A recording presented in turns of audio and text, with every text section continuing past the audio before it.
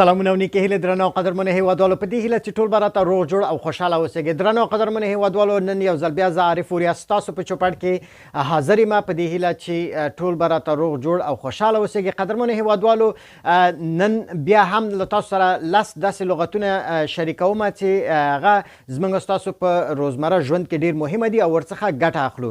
سلام هموطنان نهایت عزیز، امیدوار هستم جور و سر حال باشین. باز هم من عارف وریا در خدمت شما عزیزان هستم. دوستان عزیز، امروز باز هم 10 لغت را امرایتان شریک می سازم که ما شما روزمره در زندگی خود ازشان زیادتر استفاده میکنیم و درد بخور هستند دیگه. دوستان عزیز، 10 لغت است که من هر کدامش میگم، شما لطفا پشت من تکرار میکنین، من معنایش میگم، بعدا جمله جور میکنم و معنای جملات را امرایتان شریک میکنم. دوستان هر یو جمله، هر یو لغت زوایم هغه ما پسې تکراروي، بیا زه جمله ورپسې جوړوم، بیا د هغې معنا درته کوم تر څو ښه ورباندې موږ تاسو پوه شو. خو مخکې له دې چې نه درس شروع کړو، دوستانو له تاسو ټولو څخه هیله کوم چې زما د یوټیوب چینل در سره سبسکرایب کړئ، که نوي مو سبسکرایب کړئ او له دوستانو سره هم شریک یا. دوستان عزیز، قبل از اینکه درس شروع کنیم لطفا چینل یوتیوب ما را سابسکرایب کنین و با دوستانتان نیز شریک کنین. دوستانو د یوټیوب چینل په سابسکرایبولو کې تاسو ګټه دا ده چې کله تاسو سابسکرایب کړئ، چې کله زه ویډیو پوسټوم نو اول تاسو ته درځي، ترېنه خبرېږئ چې زما نوې ویډیو پوسټ شوې ده. نو دوستانو راځئ چې درس شروع کړو. وړاندې کوونکی عارف اوریا. دوستانو اول لغت شروع کوو، وایي چې bed. دوستانو ما پسی وای. دوستان عزیز پشت ما تکرار کنین، همه تان پشت ما تکرار کنین که چه قسم این کلمات تلفظ میشه. bed. آفرین. bed. B-E-D. bed. بستره، د خوب ځای، بستر یا جای خواب. bed. آفرین، ډیر ښه. دوستانو اوس به راځو دغه بید موږ تاسو په جمله کې استعمالوو. څه رقم په جمله کې استعمالیږي؟ پس دوستان عزیز، امی بید را ما شما در جمله استفاده میکنیم که چه قسم ما میتونیم بید را در یک جمله ما شما استفاده کنیم. پس چه رقم میگیم در جمله؟ میگیم که I sleep on my bed every night. I sleep on my bed every night. ما پسی تکرار کنید. دوستان عزیز پشت ما تکرار کنین.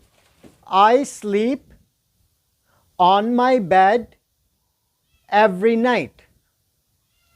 I sleep on my bed every night. آفرین. بیم تکرار کیا. I sleep on my bed every night. سمانا دوستانو، زه هر شپه په خپله بستره کې ویده کیږم. من هر شب در بستر خود می خوابم. آفرین، ډیر ښه. دویم لغت دوستانو، لغت دوم brother. دوستانو ما پسې تکرار کرد. دوستان عزیز پشت ما تکرار کنین. brother.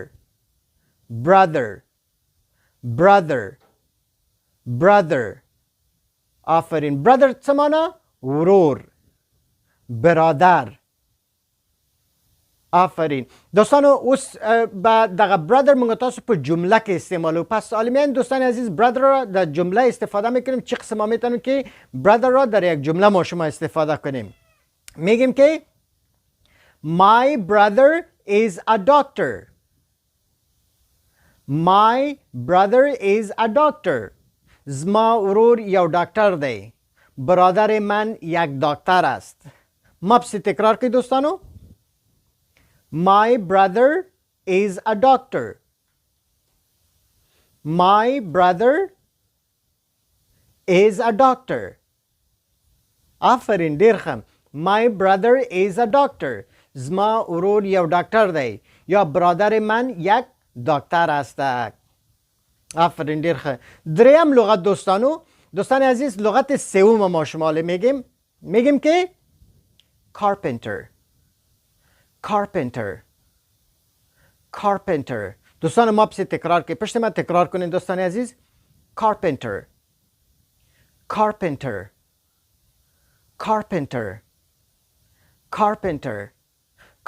څه معنا دوستانو؟ نجار، ترکان.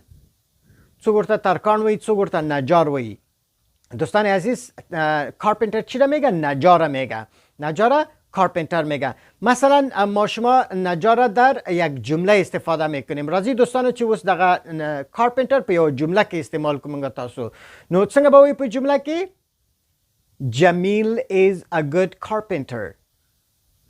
Jamil is a good carpenter. دوستانو ما پسې تکرار کړئ. Jamil is a good carpenter. آفرین. Jamil is a good carpenter. جمیل یو ښه نجار دی. جمیل یک نجار خوب است. دوستانو ما پسې بیا تکرار کړئ. Jamil is a good carpenter. آفرین ډیر ښه. اوس راځو څلورم لغت ته دوستانو. دوستان عزیز لغت چهارم ما شما میخوانیم. Father. Father. ما پس تکرار که پشت ما تکرار کنیم دوستان عزیز. Father. Father. Father. Father. پلار. پدر. پدر. آفرین ډیر ښه. اوس راځو فادر په یو جمله کې موږ تاسو استعمالو دوستانو. دوستان عزیز حالا میایم فادر را در یک جمله استفاده میکنیم. مثلا موږ تاسو وایي چې My father is retired. My father is retired. دوستان ما پس تکرار کردم. دوستان عزیز پشت ما تکرار کنین. My father is retired. آفرین. بیا تکرار کردیم. My father is retired. My father is retired. My father is retired. ډیر ښه. اوس دا جمله څه معنا دوستانو؟ دوستان عزیز علی جمله چی معنا؟ My father is retired یعنی زما پلار تقاعد شوی دی. پدر من تقاعد شده. پدر من چی شده؟ تقاعد شده. وقتی که به یک سن و سال ما شما میرسیم باز تقاعد میشیم از وظیفه او را میگه retired. ریټایر دوستانو څه شي ته وایي؟ ریټایر هغه ته وایي چې د وظیفې نه تقاعد کیږي، خلاصیږي، وظیفه نور هغه کې یو عمر ته رسیږي چې تقاعد کیږي انسان، هغې ته وایي ریټایرډ. My father is retired. زما پلار تقاعد شوی دی. آفرین ډیر ښه ډیر. اوس راځو دوستانو پنځم لغت ته. پنځم لغت څه ده؟ mother. mother. mother. ما پسی تکرار که دوستان عزیز پشت ما تکرار کنین. mother. mother. mother. مور. مادر. آفرین. اوس دوستانو mother په جمله کې څنګه موږ تاسو استعمالولی شو؟ حالا مادر چه قسم یا mother چه قسم در جمله ما شما میتونیم که استفاده کنیم. مثلا ما شما میگیم که My mother is a housewife. My mother is a housewife. زما مور د کور میرمن ده. یا مادر من خانم خانه است. هغه ښځې یا چې هغه کار نه کوي او په کور کې اوسیږي هغې ته housewife وایي دوستانو. housewife. څه شی ورته وایي؟ housewife. دوستانو ما پسې تکرار کړئ جمله. دوستان عزیز پشت ما تکرار کنین. My mother is a housewife. My mother is a housewife. My mother is a housewife. زما مور د کور یو میرمن ده. مادر من یک خانم خانه است. آفرین ډیر ښه ماشاءالله. ګډ جاب. همدغسې دوستانو چې را سره تکرار کړئ دې سره ستاسو تلفظ هم ښه کیږي او په لغاتو باندې ښه پوهیږئ. دوستان عزیز همین قسم که تکرار کنین پشت ما هم خوبتر یاد میگیرین، تلفظش هم یاد میگیرین. به مو خاطر اینال میایم به لغت ششم. شپږم لغت ته راځو دوستانو. شپږم لغت د زموږ ستاسو senior. senior. senior. senior. senior. senior دوستانو چی ته وایي؟ senior مشرانو ته وایي. مشر. senior مشر کس ته وایي چې یو څوک مشر وي یا بزرگان میگه. senior موږ تاسو کولی شو چې د هغه کسانو چې عمر یو اندازې ته رسیږي بیا هغه مشران وي هغې ته seniors وایي. او بل هم مثلا په وظیفه کې کچیرته وي، په وظیفه کې موږ تاسو هغه سینیر منیجر یعنی مشر منیجر وي. دوستان عزیز سینیر بزرگ میگه. بزرگ وقتی که ما شما محسن میشیم عمر ما به یک اندازه میرسه، برای از ما شما استفاده میکنیم سینیر که بزرگا میباشه. و حتی مثلا در وظیفه هم اگه باشه سینیر منیجر یعنی منیجر بزرگتر بالا رتبه، او را سینیرز میگه. نو دوستانو سینیر منگا تاسو په جمله که استعماله و. دوستان عزیز پس بیاین که سینیر را در جمله استفاده کنیم. ما شما سینیر چه قسم در جمله استفاده میشه؟ We should be nice to seniors. We should be nice to seniors. من باید مشران سره خوب اوسو. ما باید با بزرگان خوب باشیم. دوستانو ما پس تکرار کیا. We should be nice to seniors. We should be nice to seniors. We should be nice to seniors. من باید لمشرانو سره خوب اوسو.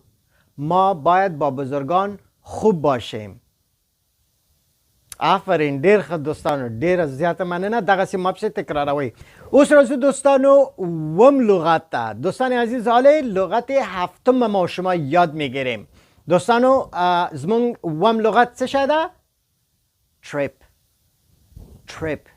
تکرار کې ما پسې trip. trip. trip. T-R-I-P. trip. trip. trip دوستانو چی تا وی؟ سفر. دوستان عزیز trip چی را میگه؟ سفر را trip میگه. مثلا منگا تاسو وز trip یا جمله که استعمالو. پس بیاین که trip را در یک جمله ما شما استفاده کنیم که چی قسم ما میتونیم trip را در یک جمله استفاده کنیم. مثلا ما میگم که My trip to Kabul was cancelled. My trip to Kabul was cancelled. زما سفر کابل ته لغوه شوی و. My trip to Kabul was cancelled. زما سفر کابل ته لغوه شوی و. یا سفر من به کابل لغوه شده بود. دوستان ما پسی تکرار کهی. My trip to Kabul was cancelled. My trip to Kabul was cancelled. آفرین. My trip to Kabul was cancelled. ډیر ښه ماشاءالله آفرین. My trip to Kabul was cancelled یعنی زما سفر کابل ته لغوه شوی و یا سفر من به کابل چی شده بود؟ لغوه شده بود. اوس دوستانو یو اتم لغت چی ده؟ اتم هشتم لغت هشتم که هستک یک فریز هستک. فریز هغه لغتونه ته وایي چې دوه لغتونه یو هغه جوړ شوي وي. فریز لنډه جمله غونته وي خو مکمله نه وي، لنډه جمله وي، هغې ته وایي فریز. اوس فریز غونته یو څو کلمې دي چې هغه هم غواړم له تاسو سره زه شریکې کړم. مثلا موږ تاسو وایي چې go out. go out یا going out که انجی ورسره چې هغه په جدا زمانه کې استعمالیږي او همداسې عادي حالت کې وایي چې go out. go out یعنی بهر تلل، بیرون رفتن. بیرون رفتن چی میگه؟ go out. go out بیرون رفتن یا بهر تلل. مثلا دا موږ تاسو په جمله کې استعمالوو. دوستانو I want to go out with you. I want to go out with you. دوستانو ما پسې تکرار کړئ. I want to go out with you. I want to go out with you. زه غواړم چې له تا سره بهر لاړ شم. من میخوام با شما بیرون بروم. I want to go out with you. آفرین ډیر ښه. اوس راځو دوستانو نهم لغت نومه یاد میگیریم. بخیر نهم لغت هم زمونږ ستاسو فریز ده.